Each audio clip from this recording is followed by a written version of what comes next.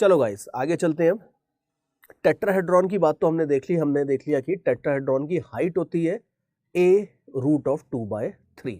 बड़ा important result है और प्रॉब्लम ये है कि ज़्यादातर बुक्स में दिया भी नहीं रहता है और रिजल्ट है कि स्टूडेंट हर बार इसको डिराइव करते रहते हैं। ये रिजल्ट आपको याद रखना है बिकॉज ये रिजल्ट आपके आगे के क्वेश्चंस में बहुत बहुत बहुत काम आने वाला है और these are the kind of things that make a difference.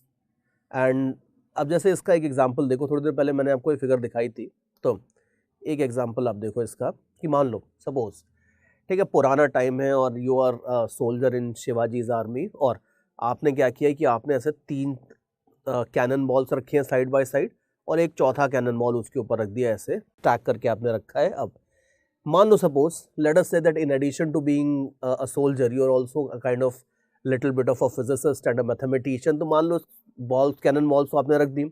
उसके बाद आपके दिमाग में आइडिया आता है कि यार मित्तल सर ने टेट्राहेड्रॉन बताया था, तो अब आपके दिमाग में आइडिया आता है कि ये जो टेट्राहेड्रॉन या जो भी स्ट्रक्चर बन गया है, इसमें जो ये बीच वाली कैनन बॉल है, यू कैन सी ऑब्वियसली इसका सेंटर ग्राउंड से कुछ हाइट के ऊपर होगा।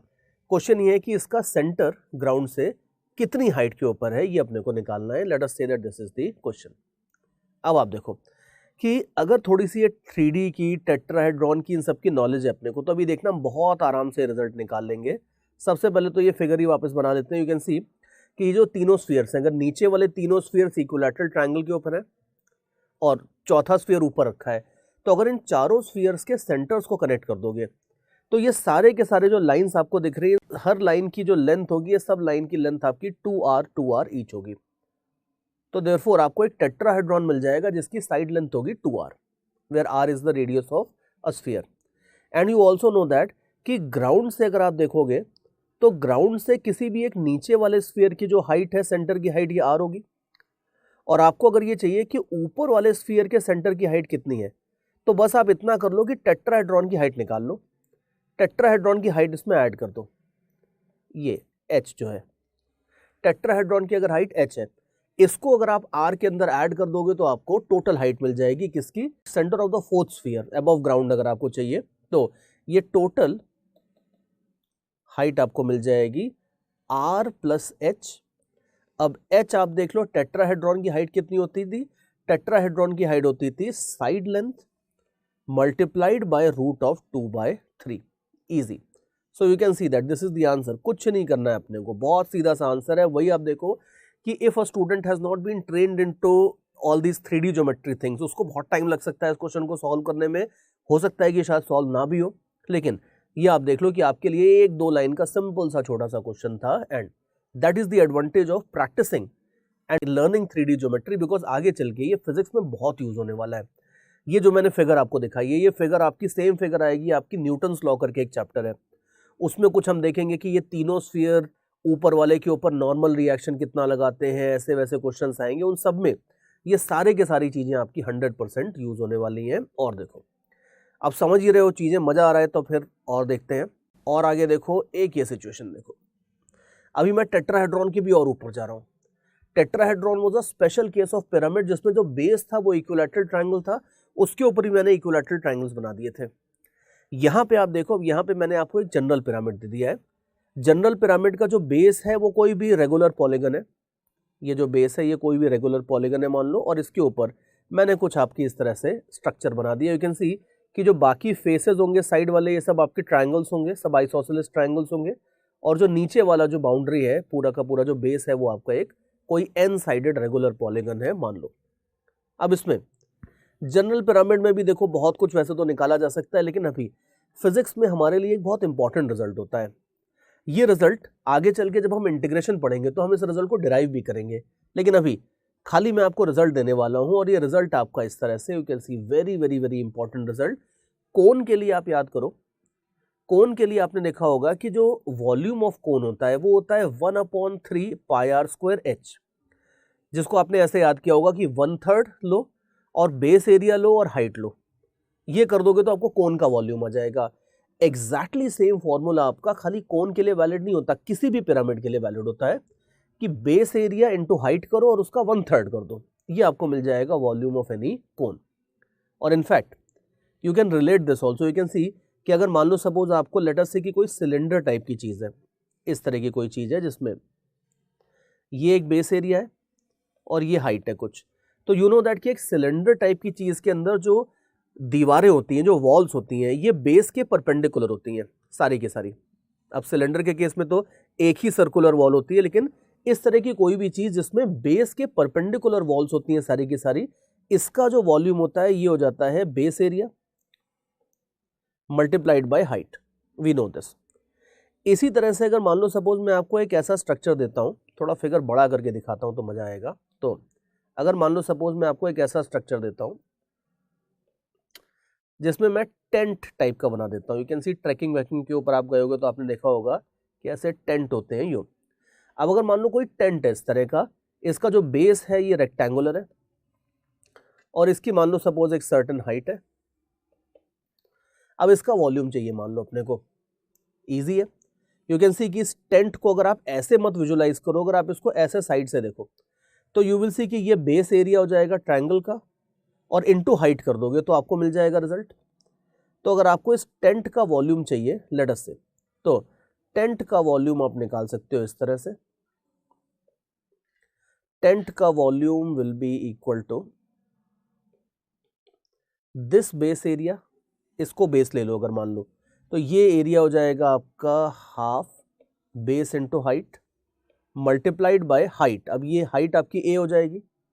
तो अगर आपको टेंट का वॉल्यूम चाहिए तो ये हो जाएगा इस तरह से। अब इसको थोड़ा रीअरेंज कर लो तो it can be written as half a b multiplied by h, ये हो जाएगा ना। कर क्या रहा हूं मैं, देखो अभी मैं इंटरेस्टिंग चीज कर रहा हूं थोड़ी सी। अब आप इन दोनों रिजल्ट को अगल बगल रख के देखो, नीचे वाले जो दोनों रेड फिगर्स बनाए हैं। अगर मान लो कोई ऐसी सिचुएशन थी जिसमें एक सर्कल था, मतलब सर्कल नहीं जरूरी नहीं है, कोई भी बेस था और बेस के ऊपर जो दीवारें हैं वो सारी की सारी दीवारें बेस के परपेंडिकुलर बना दो, तो वॉल्यूम हो जाता है पूरा बेस एरिया इनटू पूरा हाइट। अगर इसकी बजाय आप ऐसी सिचुएशन देखो जैसी मैंने यहां बनाई है कि अगर मान लो सपोज एक रेक्टेंगुलर बेस है, अब इसको बेस लो, मान लो एक टेंट बनाते हो, तो टेंट में क्या किया अपन ने, टेंट में बेसिकली एक तरह से आप ये मानो कि एक साइड से मैंने इसे टेपरिंग कर दिया है, एक साइड से ऐसे टेपरिंग कर दिया और दूसरे साइड से जो दो ट्रायंगल गए, जो ट्रायंगल को मैंने रेड कलर से शेड किया था वो आपके सीधे, और इधर से मैंने टेपरिंग कर दी। एक साइड से अगर टेपरिंग करोगे तो जो वॉल्यूम हो रहा है वो वॉल्यूम एक तरह से आपका base area multiply by height का आधा हो गया है। और अगर पिरामिड के केस में देखो तो पिरामिड के केस में मैंने इसकी जो ये वाली लेंथ है, now look very very carefully, ये वाली जो लेंथ है ऊपर वाली लेंथ को भी पिचका दिया है। मतलब जो दो साइड्स थे वो तो टेपरिंग थी और ये जो साइड सीधे ऊपर गए थे इनको भी मैंने ऐसे कर दिया यूं। तो अगर आप एक्स साइड से भी और वाई साइड से भी दोनों तरफ से टेपर कर दोगे तो वॉल्यूम और कम हो जाएगा। अब 1/2 के बाद क्या आता है, तीसरा 1/3 आता है। मतलब I am not saying that this is the derivation, I am just trying to kind of give you an interesting logic that is often given in many geometry books कि अगर बेस एरिया इंटू हाइट करोगे तो आपको पूरा का पूरा सारी दीवारें अगर परपेंडिकुलर है तो बेस एरिया इंटू हाइट हो जाता है।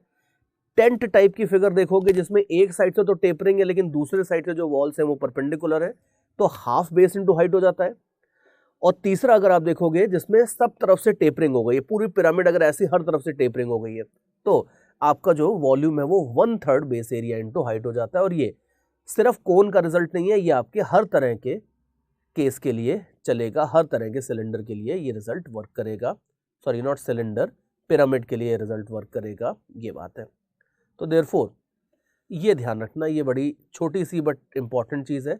फॉर्मूला इनफैक्ट काफ़ी इंपॉर्टेंट है और इससे अब आप चाहो तो छोटे छोटे खेल खेल सकते हो अपने।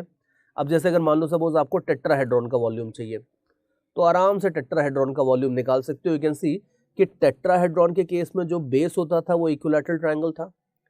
तो अब आप याद करो थोड़ी देर पहले हमने देखा था कि बेस का एरिया होता था a²√3/4। इनफैक्ट ऊपर लिखा ही है तो इधर ही मैं समझा देता हूँ आपको। यू विल सी कि जो बेस एरिया होता था वो ये होता था इक्विलैटरल ट्रायंगल का। और आप फर्दर याद करो कि टेट्राहेड्रॉन की हाइट का फॉर्मूला अभी अपन ने देखा था a × √3/2। एंड सी इसीलिए मैं बोलता हूँ कि ये छोटे छोटे रिजल्ट्स याद रखना बहुत जरूरी है, बिकॉज आपकी calculation speed will become phenomenal if you are aware of many small results like this. तो ये रिजल्ट्स अगर आपको नहीं याद है तो अभी आप स्ट्रगल कर रहे होते हैं कि ये कहाँ से आ गया, कैलकुलेट करेंगे, पेज पलटेंगे, देखेंगे, there will be discomfort and there will be confusion also if you are not aware of the old results। लेकिन the bright student and the smart student that you are, आपने ये सारे results I'm pretty sure अच्छे से study कर लिए होंगे, याद कर लिए होंगे after deriving and understanding them, तो बस आप इनको अगर सीधे यूज कर लो विद इन सेकेंड्स आपका आंसर आ जाएगा इस तरह से। अब ये मैं नहीं कह रहा कि टेट्राहेड्रॉन के वॉल्यूम का फॉर्मूला याद करो, ये सब याद करने की जरूरत नहीं है, ऐसे तो आप हजारों रिजल्ट्स निकाल लोगे, लेकिन I am just trying to show you that छोटे छोटे रिजल्ट्स को अगर आप याद रख करके रखते हो after understanding them, then it affects your calculation speed very very positively. और तो ये बात है। और आगे चलते हैं तो पिरामिड के केस में हमने इंपॉर्टेंट बात एक ही देखी है कि बेस एरिया इंटू हाइट का 1/3 कर दोगे तो आपको मिल जाएगा वॉल्यूम। और इसी के ऊपर छोटे छोटे क्वेश्चंस भी बनाते हैं, थोड़े से 3D के इधर उधर के क्वेश्चंस बनाते हैं हम। जैसे have a look at this question, चाहो तो आप वीडियो पॉज करके खुद भी अटेम्प्ट कर सकते हो, हालांकि ये मैं सॉल्व करने वाला हूँ anyway, but I will give you more questions for practice in the end. Last में मैंने खूब सारे 3D के क्वेश्चंस डाल दिए, आराम से आप प्रैक्टिस करना। बाकी इस क्वेश्चन में आप देखो क्या दिया है, पॉज करके आप पहले पढ़ लो, फिर उसके बाद इसको सॉल्व करेंगे। और चलो, आपने अभी तक देख लिया होगा क्वेश्चन, पढ़ लिया होगा। अभी आप देखो, आपको दिया है कि अब की बार मैंने आपको एक पिरामिड ऐसा दिया है जिसका बेस स्क्वायर है, तो स्क्वायर बेस का पिरामिड है। स्क्वायर बेस के पिरामिड की आपको दिया है कि बेस की एज लेंथ है 6, तो ये एज लेंथ आपकी है 6 मीटर्स। और आपको दिया है कि इसकी जो हाइट है ये हाइट 4 मीटर्स है, दैट्स वेरी नाइस। तो ये सिचुएशन है, मान लो लेट अस से कि आप इजिप्ट गए हो और इजिप्ट में आप हो, आपके friends, you are all watching this pyramid here. और अब see adventurous and fit person as you are, मान लो सपोज आप लोगों की रेस लगती है, आप कहते हो कि चल यार ठीक है, पिरामिड देखने तो सब आते हैं लेकिन अपन और उससे ऊपर का काम करेंगे, we will climb to the top of this pyramid. तो आपका और आपका एक दोस्त है, दोनों रॉक क्लाइंबिंग में बिल्कुल एक्सपर्ट हो मान लो, और आप दोनों रेस लगाते हो कि चलो देखते हैं पिरामिड के टॉप पे कौन पहुंचेगा। लेकिन in addition to being a rock climber you are also an avid physicist, तो आपको फिजिक्स के भी मेरे लेक्चर्स क्लियर हैं, 3D के फंडे आपके क्लियर है, तो आप अपने दोस्त को थोड़ा कन्विंस करते हो कि यार एक काम करते हैं, ठीक है दोनों क्लाइंब करेंगे, बट ऑब्वियसली दोनों सेम जगह से करेंगे तो टकरा जाएंगे। तो आप अपने दोस्त को बोलते हैं कि चल ठीक है भाई, एक काम करते हैं, मैं इधर से क्लाइंब करता हूँ, तू इधर से क्लाइंब कर ले, एक ही बात है, पहुंचना तो टॉप पे ही है, तो दोनों ऐसे ऐसे क्लाइंब करते हैं और चढ़ जाएंगे ऊपर। अब आपको ये पता है अच्छे से, ज्योमेट्री लगाने से आपको पता है कि ये वाली जो लेंथ होगी ये लेंथ ज्यादा लंबी है, तो लेंथ AE जो है, फिगर में आप देख लो, जो लेंथ आपको AE दिख रही है, this AE length will be more. तो आपने जानबूझ के अपने दोस्त को वो बोला है, दोस्त को आपने लंबा रास्ता बताया है कि ठीक है भाई तू चढ़ आराम से लंबे रास्ते से, एंड यू कैन सी कि जो लेंथ PE है ये छोटी होगी। सी अगर आप ट्राइंगल के, सॉरी, अब आप इस पिरामिड के बेस के ऊपर कहीं भी बाउंड्री के ऊपर खड़े हो और आपको अगर पॉइंट E तक पहुंचना है, तो थोड़ा ध्यान से देखो कि shortest path, shortest distance between point E and the perimeter of the base will be PE, इससे छोटा कोई रास्ता होगा ही नहीं। तो सबसे छोटा रास्ता ध्यान से आपने अपने लिए चुना है, और सबसे लंबा रास्ता ये होगा A से E तक, इससे लंबा रास्ता कोई नहीं है। ये आपने अपने दोस्त को दे दिया कि भाई तू आराम से इधर से चढ़। अब देखो वो अलग बात है कि ये रास्ता स्टीप भी ज्यादा होगा, तो there will be difficulty also here, लेकिन मान लो सपोज आपने ये आइडिया लगा के अपने दोस्त को सबसे लंबा रास्ता दे दिया और अपने आप सबसे छोटा रास्ता ले लिया। अब रेस तो शुरू हो गई है, लेकिन दोस्त के भी मान लो दोस्त है तो उनको लगता है कि यार थोड़ी चीटिंग हो गई है, तो वो आप लोग तो चढ़ रहे हैं ऊपर, वो ये लोग नीचे बैठ के कैलकुलेट कर रहे हैं कि AE कितना होगा और PE कितना होगा। मान लो हमारा ये टारगेट है निकालने का। अब ये AE और PE कैसे निकालेंगे, देखो बहुत सिंपल ज्योमेट्री लगाएंगे, सी वेरी इजी। ठीक है, पहले फिगर के अंदर कंस्ट्रक्शन कर लेते हैं थोड़ा सा और चीजें ड्रॉ वॉ कर लेते हैं, then we will calculate all these distances. अब देखते हैं कुछ भी, पहले तो जो डिस्टेंसेस गिवन है अपने को वो मार्क कर लेते हैं। सबसे पहले एक काम करते हैं कि सबसे पहले ये देखते हैं, अपने को ये गिवन था कि जो ये वाला डिस्टेंस है ये पूरा अपने को गिवन था 6 मीटर्स। ठीक है, अब अगर ये 6 मीटर्स है तो इसका मतलब है कि ये हो गया आपका, इसका अगर आप हाफ डिस्टेंस देखोगे तो ये हाफ डिस्टेंस हो जाएगा आपका 3 मीटर्स। ठीक है, एक तो ये हो गया आपका 3 मीटर्स, और यू कैन ऑल्सो सी कि जो बेस है that base is a square, तो देयरफॉर अगर ये वाला जो डिस्टेंस है, इनफैक्ट 3 मीटर्स, चलो 3 मीटर्स अगर ये डिस्टेंस है, तो यू शुड सी कि जो ये डिस्टेंस आएगा, डिस्टेंस OD, ये पाइथागोरस थ्योरम से आ जाएगा। यू नो दैट कि अगर आपका ये वाला डिस्टेंस 3 मीटर है तो स्क्वायर है, इस वजह से ये भी 3 मीटर्स होगा। तो ये जो डायगोनल टाइप का दिख रहा है OD, ये डिस्टेंस हो जाएगा 3√2 मीटर्स। ठीक है, ध्यान से देख लो, अभी मैं रफ वर्क हटा देता हूँ यहाँ से। तो हमने ये निकाल के रख लिया कि जो अपना ट्रायंगल है इस सॉरी टेट्राहेड्रॉन है, सॉरी नॉट टेट्राहेड्रॉन, पिरामिड जो है, पिरामिड का ये वाला जो डिस्टेंस है, ये डिस्टेंस है 3√2 मीटर्स। इसके बाद ये वर्टिकल हाइट आप देखो, ये वर्टिकल हाइट भी आपको दी थी, थोड़ा सा ऊपर स्क्रॉल करके देखते हैं ये हाइट कितना दिया था। ये हाइट दिया था आपको 4 मीटर्स इधर, तो ये 4 मीटर्स है, इसको भी लिख देते हैं। देखो ज़्यादातर खाली पाइथागोरस थ्योरम वगैरह लगाने से काम हो जाता है, तो ये 4 मीटर्स है। Now you can C for yourself the diagonal distance, ये वाला जो डिस्टेंस है ये आराम से आपको मिल जाएगा, डिस्टेंस ई डी जो है ये आपको मिल जाएगा, और ये ई डी वाला डिस्टेंस हो जाएगा आपका 4 square 3√2 square whole under root, ये डिस्टेंस हो जाएगा आपका ई डी। अब आप आराम से यू कैन सी इसके बाद के कैलकुलेशंस तो आप कर ही लोगे, तो ये डिस्टेंस हो जाएगा आपका ई डी। और ये कौन सा डिस्टेंस है, ये आपका वो डिस्टेंस है जिसके ऊपर आपने दोस्त को बोला है चढ़ने को, this is the maximum distance between base and point E, that is one thing. And on the other hand, मान लो सपोज अब मेरे को अगर ये वाला दूसरा डिस्टेंस भी निकालना है, डिस्टेंस ये वाला डिस्टेंस भी निकालना है जिसके ऊपर आप चढ़ रहे थे, वो डिस्टेंस निकालना है, तो उसको भी आप देखो आराम से इसी तरीके से कैलकुलेट कर सकते हो। In fact it will be easier. अभी आप देखो, आपको ये पता है कि जो बेस है उसका साइड लेंथ है 6, तो ये हाफ डिस्टेंस जो होगा ये आपको पता है कि ये डिस्टेंस है 3। तो instead of taking this triangle, जो हमने लास्ट फिगर में लिया था वो हमने ये वाला ट्राइंगल लिया था, अब ये मत लो, instead of taking this triangle you take this triangle, take the height और ये वाला डिस्टेंस लो, इनके बीच में भी एंगल तो 90 डिग्रीज है, बिकॉज जो ये डिस्टेंस है PO, ये PO आपका बेस के ऊपर है और बेस हमेशा हाइट के परपेंडिकुलर होता है, तो देयरफॉर यू कैन सी कि अभी इस फिगर में आप देख लो कि ये डिस्टेंस एक 3 मीटर तो लिखा है ये, और हाइट आपको दी है 4 मीटर, तो in this right angle triangle जो डिस्टेंस PE होगा, ये PE वाला डिस्टेंस आपका कुछ भी नहीं है, ये 100% डायगोनल डिस्टेंस है, तो ये 3 square plus 4 square under root है।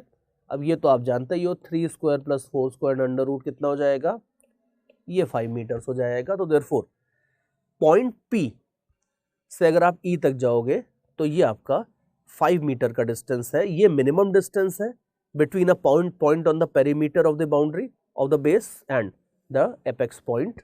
और so you can easily see that in these kind of questions धीरे धीरे अपन बहुत इजी प्रॉब्लम से स्टार्ट कर रहे हैं, चलो बहुत इजी भी नहीं है मानता हूं, लेकिन थोड़ी रिलेटिवली सिंपल प्रॉब्लम से स्टार्ट करें और इस तरह से धीरे धीरे हम अपने 3D विजुअलाइजेशन को बिल्ड करने वाले हैं। और आगे देखो, और एग्जांपल्स लेते हैं। तो ये तो आपने एक स्क्वायर पिरामिड का केस लेके देख लिया, अब और आगे दिखाता हूं आपको मैं।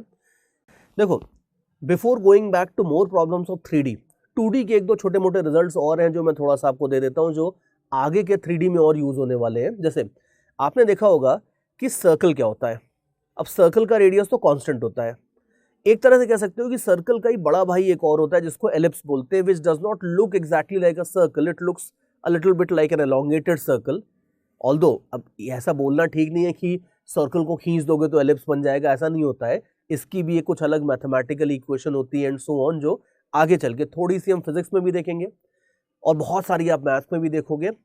एलिप्स की इंपॉर्टेंस ये होती है फिजिक्स में, आपने सुना होगा कि जो सन के अराउंड प्लैनेट्स घूमते हैं, वो शुरू में तो लोगों को आइडिया था कि यार थोड़ा सर्कुलर टाइप का ऑर्बिट होता है उनका, लेकिन डिटेल्ड कैलकुलेशन करके थोड़ा पता चला कि एग्जैक्टली सर्कल नहीं होता है, हल्का सा वो एलिप्टिकल होते हैं ऑर्बिट्स। तो एलिप्स का फिजिक्स में यूज आता है ग्रेविटेशन चैप्टर में, जो ऑर्बिट्स होते हैं वो एलिप्टिकल होते हैं और उस एलिप्स के बारे में आपको जितना ज़्यादा पता है उतना ज़्यादा अच्छे से आप एलिप्टिकल ऑर्बिट्स के मोशन को स्टडी कर पाओगे, ये बात है। अब जैसे यहाँ तो हम ज़्यादा कुछ नहीं करेंगे, यहाँ पे खाली मैं आपको थोड़ा बहुत 2-3 नाम वाम बात बता दूंगा, सिंपल सी चीज़ें हैं। जैसे अगर मान लो सपोज एलिप्स है इस तरह से, तो एलिप्स की जो ये सबसे बड़ी वाली डायमीटर, एक तरह से डायमीटर बोलना तो ठीक नहीं है, लेकिन सबसे बड़ी वाली जो चीज़ होती है डायमीटर टाइप की, इसको ये लोग बोलते हैं मेजर एक्सिस, जो ग्रीन कलर से दिखाई है मैंने। इसी तरीके से जो सबसे छोटी वाली डायमीटर होती है, जो पिंक टाइप्स का कलर है, इससे दिखाई है, इसको ये लोग बोलते हैं minor axis. Major axis, minor axis, easy to remember. और जो मेजर एक्सिस का आधा डिस्टेंस होता है, ये एक तरह से सबसे बड़ा रेडियस हो गया, और इसको ये लोग जनरली डिनोट करते हैं लेटर स्मॉल ए से। और इसका भी एक नाम होता है, इनफैक्ट मैथ्स की बुक्स में लोग जनरली इसको सेमी मेजर एक्सिस बोलते हैं, सेमी मेजर एक्सिस मतलब आधी मेजर एक्सिस। और इसी तरह से ये जो बी पार्ट होता है माइनर एक्सिस का जो आधा होता है उसको ये लोग सेमी माइनर एक्सिस बोलते हैं। और ये एक तरह से आपका सबसे छोटा रेडियस है। और एक बहुत ही मस्त सिंपल सा फॉर्मूला होता है कि अगर आपको इस एलिप्स का एरिया चाहिए तो अब ऑब्वियसली पाई आर स्क्वायर तो लगा नहीं सकते, लेकिन बहुत आसानी से बोल सकते हो कि पाई आर स्क्वायर मत लगाओ, लेकिन पाई आर स्क्वायर को आप ऐसे लिख लो pi into r into r. अब एक आर की जगह ये डाल दो और दूसरे आर की जगह ये डाल दो। मतलब अगेन वेरी वेरी क्लियरली मैं बोल रहा हूं कि मैं आपको डेरिवेशन नहीं दे रहा हूं, इसकी डेरिवेशन तो आगे एक बार इंटीग्रेशन सीख लेंगे तो उसके बाद अपन इसको डिराइव भी करेंगे, लेकिन ये this is just a way of memorising the result and kind of getting a little comfortable with the result. तो ये ध्यान रखना कि एलिप्स के लिए जो एरिया होता है वो बिल्कुल सर्कल जैसा फॉर्मूला होता है, पाई आर स्क्वायर की बजाय होता है सिंपली पाई ए बी। ये रिजल्ट याद रखना। और बहुत प्रॉपर्टीज एलिप्स की देखने वाले हैं, लेकिन अभी के लिए तो हम छोटी सी यही प्रॉपर्टी देखेंगे। और बाकी देखो एलिप्स को मैं सडनली बीच में इसलिए लेके आया था, remember I was talking about 3D geometry, 3D results अपन देख रहे थे, तो अब एकदम से एलिप्स कहां से आ गया, इसलिए आ गया था कि अगर आप एक सिलेंडर देखते हो, अब सिलेंडर की तो देखो वैसे कोई ऐसी खास प्रॉपर्टीज होती नहीं है, तो हम क्या करेंगे, फिजिक्स में कई बार इस चीज का यूज होता है जो आपको फिगर सामने दिख रही है कि अगर आप एक सिलेंडर लेते हो और सिलेंडर को ऐसे थोड़ा बीच से ऐसे स्लैश कर देते हो, टेढ़ा काट देते हो, अगर सीधा काटोगे सिलेंडर को तो सर्कल मिलेगा, जैसा कि आपको ये नीचे दिख रहा है यहाँ सर्कल मिलेगा, अगर सिलेंडर को सीधा काट दोगे तो सर्कल मिलेगा। लेकिन अगर टेढ़ा काटते हो तो यू कैन इजीली सी कि आपको कुछ सर्कल नहीं मिलेगा, कुछ ऐसा एलोंगेटेड टाइप का सर्कल मिलेगा। And it can B mathematically shown कि अगर सिलेंडर को टेढ़ा काटने से जो ये फिगर मिलती है इस तरह से, ये जो फिगर होती है ये फिगर एग्जैक्टली 100% एलिप्स होता है। और यू कैन इजीली सी कि एलिप्स की जो बड़ा करके दिखाता हूं आपको थोड़ा सा, तो यू कैन इजीली सी कि एलिप्स की मेजर एक्सेस हो जाएगी, सिमिलरली एलिप्स की ये माइनर एक्सेस हो जाएगी। तो कट अगर आप मान लो इसके ऊपर इस तरह से कट लगा रहे हो तो मेजर और माइनर एक्सेस आपकी इस तरह से हो जाएंगी। और मान लो सपोज ये जो कट है, ये कट आपने एक एंगल थीटा पे लगाया है। एंगल थीटा का मतलब है ये, मैं आपको इसका 2 डायमेंशनल वर्जन दिखाता हूं कि अगर एक सिलेंडर को, अगर आप एक सिलेंडर को ऐसे साइड से देखोगे तो it will look like a rectangle. अगर आपने इसको ऐसे कट किया है यूं, मतलब जो आपने कट किया है ये कट अपने इस वाले जो बेस है इसका, इस बेस के साथ अगर ये एंगल थीटा बनता है, तो अगर आपने इसको ऐसे कट किया है कि आपके कटिंग का प्लेन बेस के साथ एक एंगल थीटा बनाता है as shown in the figure, then you can easily see इस पर्टिकुलर सिचुएशन में यू कैन इजीली सी कि जो आपका ये वाला डिस्टेंस था, लेट मी मार्क इट, ये जो डिस्टेंस था ये 2r था। और इसी को अगर आप बगल वाली फिगर में देखते हो तो आई शुड से कि ये वाला जो डिस्टेंस था ये 2r था। और ये वाला जो डायगोनल दिख रही है बड़ी सी, ये और कुछ नहीं है, ये आपकी मेजर एक्सेस है। अगर अपनी 3D फिगर में देखोगे तो ये जो येलो लाइन जा रही है, ये येलो लाइन आपकी इधर है, तो ये मेजर एक्सेस है। तो अभी मैं छोटी सी फिगर को बड़ा करके दिखाता हूँ, इस वाली फिगर को भी आपको, तो यू विल सी इजिली कि अगर मान लो ये डिस्टेंस 2r था और ये मेजर एक्सेस है, मेजर एक्सेस को ऐसे 2a से डिनोट करते हैं, और ये बीच में एंगल थीटा है, तो यू कैन इजीली सी कि अगर आप कॉस थीटा लेते हो तो कॉस थीटा हो जाता है 2r divided by 2a। In other words जो मेजर एक्सेस होगी ये हो जाएगी 2r divided by cos theta.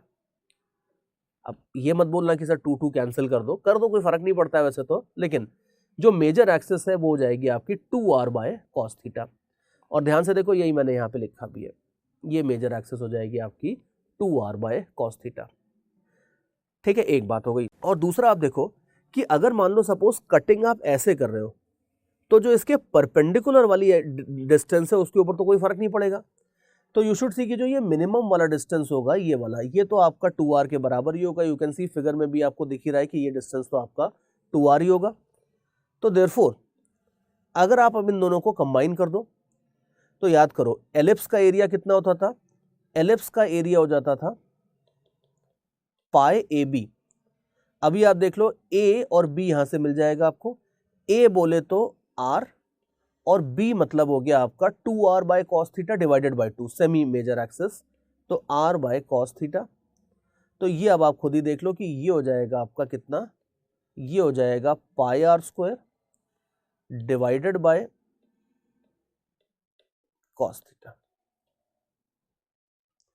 ठीक है, ये आपके पास आ जाएगा किसका वैल्यू, एरिया का वैल्यू। किसके एरिया का वैल्यू, एलिप्स के एरिया का वैल्यू। यू कैन सी कि यही चीज मैंने यहाँ ऊपर लिखी भी है, ये आप ध्यान से देखो जो मैं हाईलाइट कर रहा हूं अभी, कि जो ओरिजिनल एरिया था, जो सर्कल का एरिया था, जो बेस का एरिया था, वो बेस का एरिया अगर था A, that is pi r square, तो that divided by cos theta. See cos theta से डिवाइड करोगे तभी चीज की वैल्यू बढ़ेगी, कॉस थीटा से मल्टीप्लाई करके तो वैल्यू कम होती है। And you can easily see कि अगर ये बेस का एरिया है और ये डायगोनल वाला एरिया है, तो ये वाला एरिया ज्यादा बड़ा होगा as compare to the lower area. तो देयरफॉर जो कट करके स्लैश करके जो एलिप्स बनता है, इस एलिप्स का जो एरिया होता है, ये एरिया आपका हो जाता है ए अपॉन कॉस थीटा।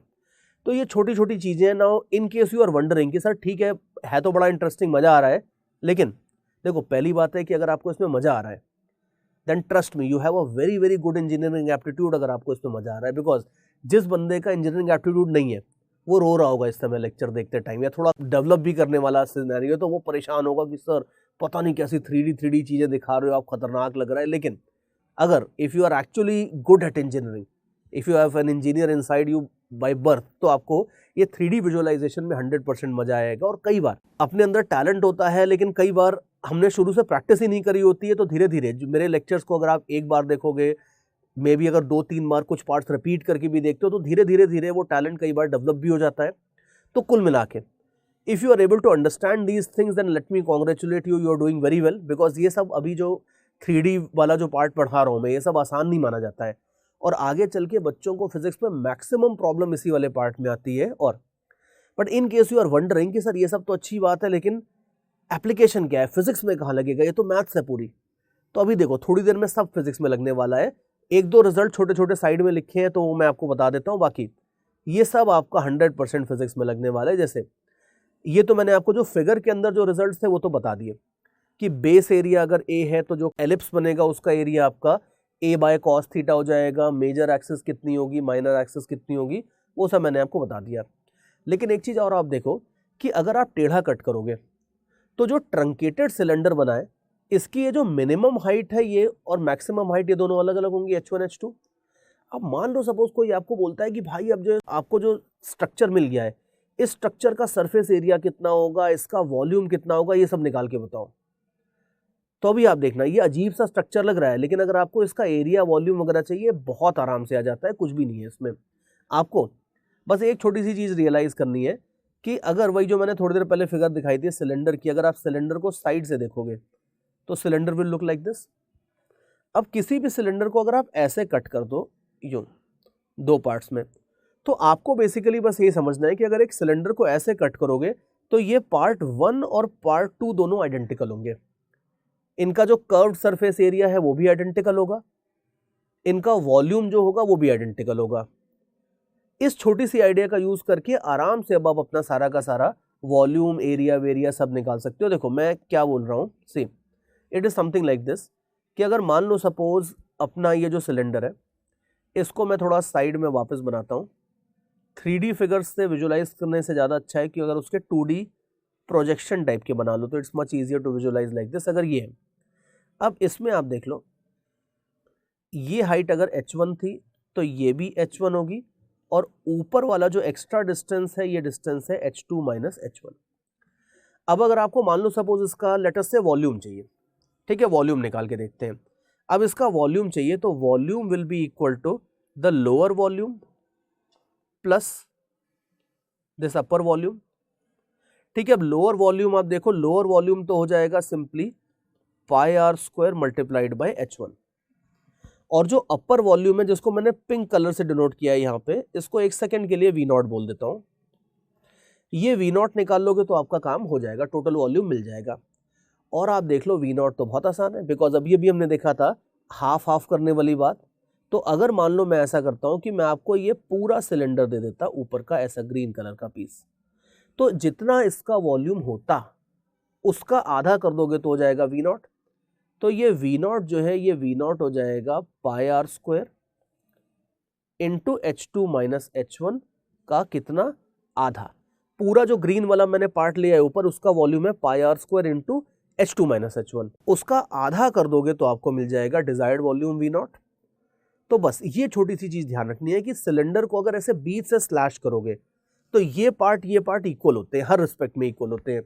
तो अब आप आगे देख लो, ये टर्म आ गया है और ये टर्म आ गया है, और इन दोनों को ऐड करना आपका काम है।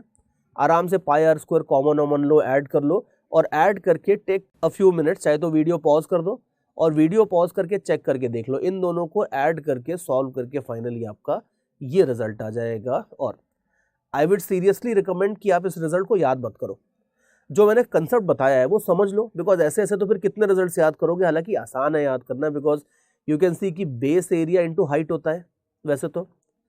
इनफैक्ट वैसे याद कर ही लो, कोई बुराई नहीं है, because it's very easy to remember. Volume क्या होता है, इस नॉर्मल सिलेंडर का वॉल्यूम होता है base area multiplied by height. अब हाइट की जगह क्या आ गया है, average height, H1 plus H2 by 2 is something like average. तो base area into average height कर दोगे तो वॉल्यूम आ जाएगा। इसी तरह से जो कर्व्ड सरफेस एरिया होता है सिलेंडर का, वो होता है 2 पाई आर मल्टीप्लाइड बाय H। तो यहां पे भी आप देख लो 2 पाई आर इंटू H है, बस H की जगह एवरेज हाइट आ गया है H1 प्लस H2 बाई 2। और ये जो ऊपर वाला फॉर्मूला भी है 100% आप बिल्कुल सेम तरीके से डिराइव कर सकते हो कि नीचे वाला सरफेस एरिया अलग निकालो और ऊपर जो ग्रीन सिलेंडर है पूरा उसका एरिया निकाल के उसको हाफ करके ऐड कर दो, आपको ये ऊपर वाला फॉर्मूला भी मिल जाएगा। तो देयरफॉर ध्यान रखना कि अगर आपके पास कभी भी कोई ट्रंकेटेड सिलेंडर है तो ट्रंकेटेड सिलेंडर को आप आराम से इस तरीके से हैंडल कर सकते हो। इसमें एक बार समराइज करता हूं, इसमें रिजल्ट्स क्या है। सबसे पहली बात कि अगर आप स्लाइस करोगे तो ऊपर वाला जो एरिया आता है ये एलिप्स होता है, जिसका एरिया होता है a बाय कॉस थीटा, पहला रिजल्ट। दूसरा रिजल्ट, कर्व्ड सरफेस एरिया चाहिए तो 2 पाई आर इंटू H कर दो, बस H की जगह एवरेज हाइट डाल देना H1 प्लस H2 बाई 2। और तीसरा रिजल्ट, वॉल्यूम चाहिए तो फिर पाई आर स्क्वायर इंटू H कर दो, बस H की जगह आप डाल देना H1 plus H2 by 2। Easy. और इसी के ऊपर मैंने अब आपको एक एग्जांपल भी लेके दिखा दिया है। सी those of you who were wondering कि सर ये सब रिजल्ट्स अच्छे हैं लेकिन फिजिक्स में कहाँ यूज होंगे, तो देखो एक तो नंबर 1 ये फिजिक्स में पूरे 2 साल में धीरे धीरे यूज होने वाले, so you have to be patient. जब अपन डिफरेंशिएशन देख रहे थे तो हमने उस टाइम ही कहा था कि हम ये रिजल्ट्स ऐसा नहीं कि सारे एप्लीकेशन अभी देख लेंगे डिफरेंशिएशन के, लेकिन फिर भी कुछ थोड़ा बहुत तो फ्लेवर मिलना चाहिए ना कि भाई एटलीस्ट एक एग्जांपल तो मैं ले लेता हूँ and I will show you कि ये रिजल्ट किस तरह से यूज होता है। हालांकि देखो फिजिक्स के एग्जाम रिजल्ट एप्लीकेशन इसके थोड़े से कई बार डिफिकल्ट हो जाते हैं, बट डिफिकल्ट चीज करना ही अपन अल्टीमेटली यहाँ पे आए हैं, तो चलो देखते हैं, लेट अस सी। देखो क्वेश्चन आप ध्यान से देखो, क्वेश्चन ये है कि एक सर्कुलर बीम ऑफ लाइट है, जैसे ये if you can see this pencil here with me, कि ये एक सिलेंडर के फॉर्म में है। तो ऐसे ही मान लो ये इतना पतला नहीं, लेट अस से इससे मोटी बीम कर लेते हैं थोड़ी सी। तो एक सिलेंड्रिकल बीम ऑफ लाइट है जो मैंने ऐसे येलो कलर से आपको दिखाई है यहाँ पे, ये ग्राउंड के ऊपर इंसिडेंट है। तो लेट अस से कि ये ग्राउंड है, ग्राउंड के ऊपर आपकी ये cylindrical beam of light incident है। अब देखो लाइट की बीम अगर ऐसे आती तो जो ग्राउंड के ऊपर परपेंडिकुलरली गिरती है, अगर तो ग्राउंड के ऊपर जो पैच बनता, ये पैच बनता बिल्कुल परफेक्टली सर्कुलर, बिकॉज आप क्या कर रहे हो कि सिलेंड्रिकल बीम को एक तरह से अगर आप ग्राउंड से कट कर रहे हो, ग्राउंड क्या कर रही है, ग्राउंड बीम के पाथ को ब्लॉक कर रही है। तो अगर बीम सिलेंड्रिकल थी, अगर आप उसको परपेंडिकुलरली कट करते तो जो क्रॉस सेक्शनल एरिया बनता वो सर्कुलर बनता और वही बनता पैच ऑफ लाइट। जैसे वो लेजर बच्चों की खेलने वाली लेजर आती है ना आजकल, वो उससे जैसे आप लाइट का पैच बनाते हो वैसे ही पैच अपन बना रहे हैं, but it's much thicker late us से। और अगर इसी को अगर आप बीम को टेढ़ा कर दो, अगर बीम मान लो ऐसे आ रही है और अगर आप मान लो ग्राउंड की बजाय एक ऐसे मान लो कार्डबोर्ड लेते और कार्डबोर्ड को बीम के परपेंडिकुलर रखते, in that case again the patch of light will be circular. लेकिन हमने कैसे किया, अब की बार हमने ग्राउंड को रखा है ऐसे। तो यू कैन सी कि एक सिलेंडर को अगर आप ऐसे साइड से स्लैश करते हो तो इस केस में जो आपको सरफेस मिलेगा वो मिलेगा एलिप्टिकल। तो देयरफॉर यहाँ पे जो लाइट का पैच बनेगा, यू कैन सी कि यहाँ से यहाँ तक इतना बड़ा पैच ऑफ लाइट बनने वाला है।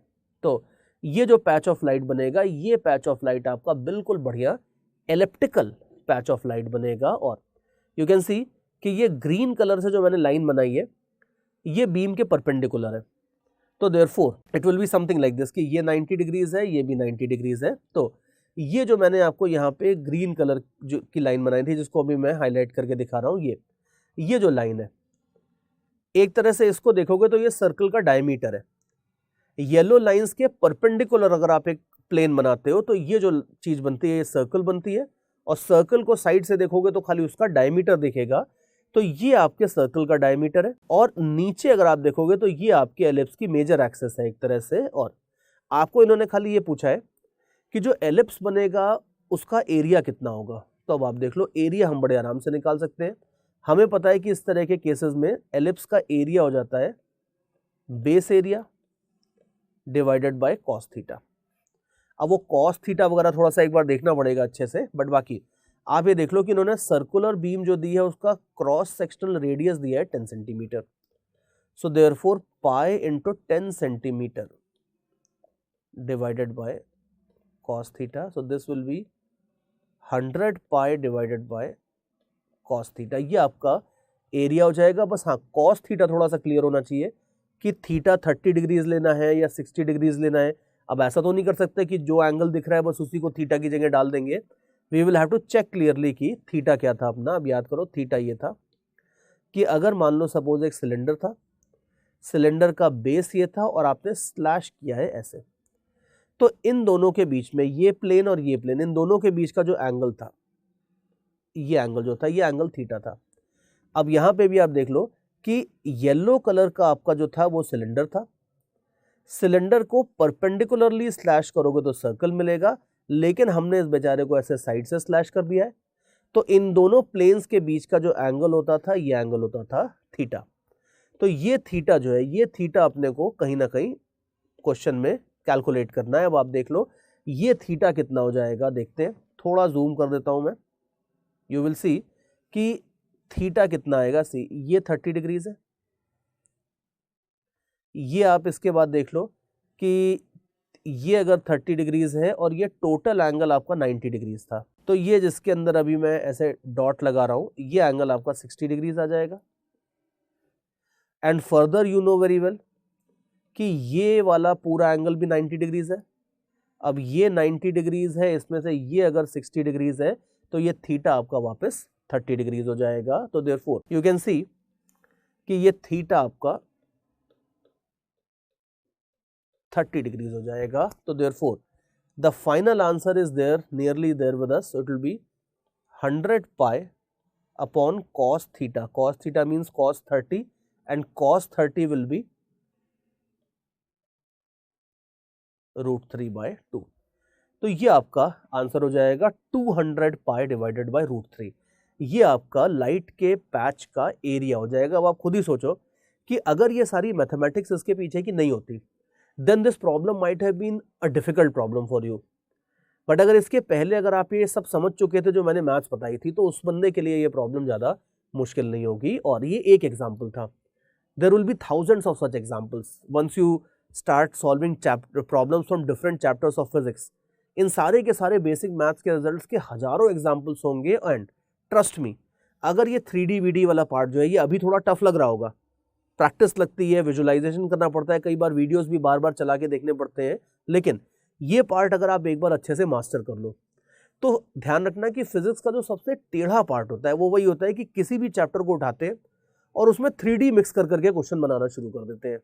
वो पार्ट में आपका काम बिल्कुल पक्का हो जाएगा। There will be, you will be a champion in the 3D visualisation part, अगर आप ये पूरा का पूरा सेक्शन अच्छे से कंप्लीट कर लेते हो। और बीच बीच में मैं जानबूझ के थोड़े थोड़े फिजिक्स के प्रॉब्लम्स डालता रहता हूँ ताकि यू शुड रिमेंबर एटलीस्ट कि ये फिजिक्स की क्लास है। बिकॉज सी, पॉइंट ये है कि once your preparation of engineering entrance exam start, physics में इतनी ज़्यादा मैथ्स मिक्स होती है कि कई बार लगता है, भूल ही जाते हैं बच्चे कि मैथ्स की क्लास है, फिजिक्स की क्लास है। तो थोड़े थोड़े एग्जाम्पल्स देख रहे होगे तो याद रहेगा कि हाँ भाई, मित्तल सर मैथ्स के टीचर नहीं है, मित्तल सर फिजिक्स पढ़ाते हैं। तो चलो अभी आगे चलते हैं। तो थोड़ा सा रिव्यू इन द सेंस कि मैंने अभी आपको बताया था ट्रंकेटेड सिलेंडर के बारे में, और हमने देखा कि उसमें जो एलिप्स बनता है वो क्या होता है, उसको किस तरीके से यूज़ करते हैं। और एक छोटा सा रिजल्ट और है, ये ज़्यादा यूज़ नहीं होता है बट मेरे को हमेशा अच्छा लगता है 3D एलिप्सॉइड की फिगर दिखाने में क्लास में, तो I just make it anyway. तो मान लो सपोज जैसे एलिप्स होता है, एलिप्स का आपको पता है कि हमने देखा था कि एरिया कुछ हो जाता है पाई ए बी। अब एलिप्स का भी एक और बड़ा भाई होता है, पापा जी होते हैं कह दो चाहे, तो it's very big. So ellipse का जो 3D वर्जन है उसको ये लोग बोलते हैं ellipsoid.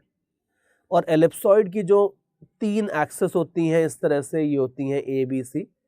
I will not go into details because बहुत ज़्यादा ऐसा यूज़ होता नहीं है फिजिक्स में भी ये, बस ये ध्यान रखना कि इसका सिंपल सा फॉर्मूला होता है, इसका जो वॉल्यूम है बिल्कुल स्फीयर के वॉल्यूम जैसा है। स्फीयर का वॉल्यूम आप याद करो क्या होता था, 4/3 पाई आर क्यूब।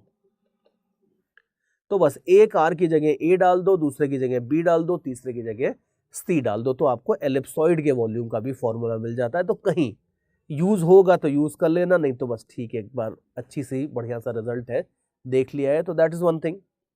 और इसके बाद अब आगे चलेंगे 3D ज्योमेट्री के हम कई सारे एग्जांपल्स और देखने वाले हैं। देखो 3D ज्योमेट्री में थ्योरी तो मैं नहीं कहूँगा कि ऐसा कोई बहुत ज़्यादा थ्योरी होती है, रिजल्ट्स मैंने आपको बहुत सारे बताए और थोड़ा सा आपको प्रैक्टिस करवाइए कि किस तरीके से हम इन रिजल्ट्स को यूज़ करने वाले हैं, 3D ज्योमेट्री के आइडियाज़ को यूज़ करने वाले हैं। अब बाकी इसके बाद प्रैक्टिस का काम है, तो इसके बाद अपन प्रैक्टिस करेंगे। चलो एक छोटे से एग्जांपल से स्टार्ट करते हैं। देखो इन सारे एग्जांपल्स में feel absolutely free to pause the video and solve the question yourself.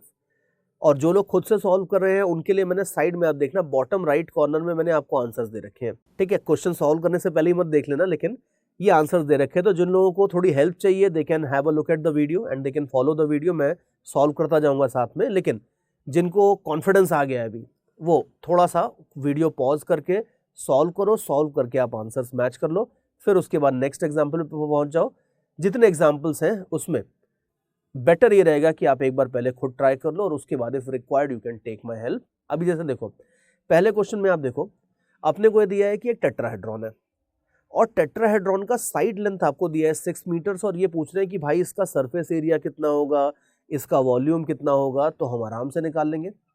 अब याद करो कि इक्विलैटरल ट्रायंगल का एरिया हो जाता था, हमने देखा था ये हो जाता था a²√3/4। अब टेट्राहेड्रॉन के सारे साइड इक्विलैटरल ट्रायंगल ही होते हैं, तो देयरफॉर यू विल हैव 6² × √3/4। तो ये आप जरा कैलकुलेट करके देख लो, ये हो जाएगा 9√3। ये किसका एरिया है, ये एरिया है एक सरफेस का और ऐसे ऐसे 4 सरफेसेस हैं।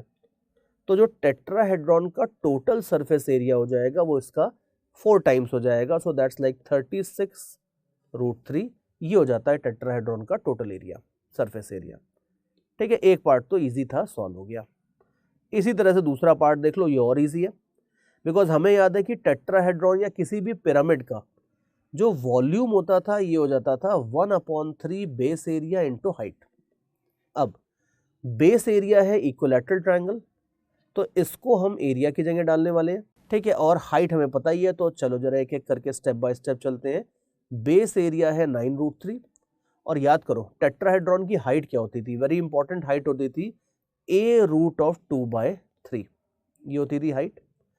तो अब जरा इसको आप देख लो, इसको सॉल्व कर लो, you will see whatever cancels out you can cancel it, everybody loves cancellations। तो you can see कि इसको जरा आप सॉल्व करोगे तो you will have 9/3 और ये जो a है ये a भी आपका 6 हो जाएगा। चलो let me go step by step. So 3 × 6 × √2 which will be something like 18√2 metre cube. ये आपका हो जाएगा टेट्राहेड्रॉन का वॉल्यूम। तो देख लो आसान है, लेकिन आसान तब तक है जब तक थ्योरी पता है। अब अगर मान लो सपोज किसी को थ्योरी नहीं पता कि भाई वॉल्यूम किसी भी पिरामिड का 1/3 एरिया इंटू हाइट होता है, तो उसके लिए ये प्रॉब्लम मुश्किल है। शायद वो बंदा इंटीग्रेशन वगैरह करने बैठेगा, it will be difficult, but it's not difficult once you know the proper theory.